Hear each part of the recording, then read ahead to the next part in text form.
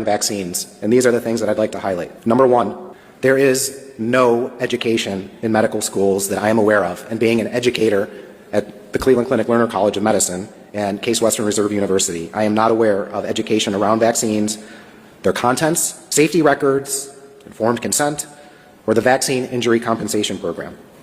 We do not discuss that in 1986, Congress enacted legislation removing all liability from pharma related to vaccine adverse events.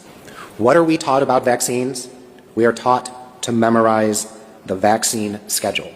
And actually, I'm going to be sitting for my family medicine boards this year, and I am sure that I will have to memorize that schedule again in order to pass that exam. We don't discuss that almost $4 billion with a B has been paid to vaccine-injured patients since 1992. For medical professionals, we expect fair balance, but vaccines seem to be absolved from that consideration. Number two, there appears to be a conflict of interest regarding payments to providers for completing vaccine schedules. And a corollary to that, which would be number three, patients are being dismissed from practices because of, quote unquote, vaccine safety concerns. If you bring up a question about a vaccine and you decide not to vaccinate your child, you may be at risk of being terminated from that practice. Absolutely deplorable and disgusting. Number four, and again to the Bailey family, I'm really sorry, but employers are forcing employees to receive the flu vaccine or face corrective action or job loss. And the fact that your dad was 6 months from retiring is, number five, there's a lack of informed consent, and I was one of those providers who didn't provide safety sheets before vaccinating.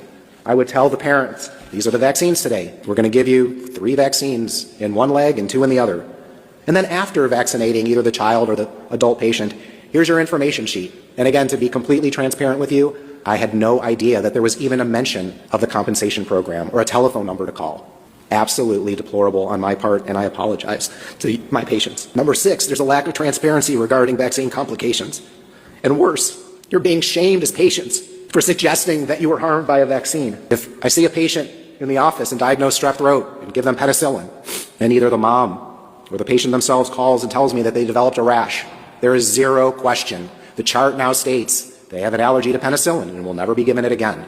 Why don't we believe parents and patients when they tell us they have had an adverse event regarding a vaccine? It doesn't make sense to me as a medical professional. I apologize for being emotional.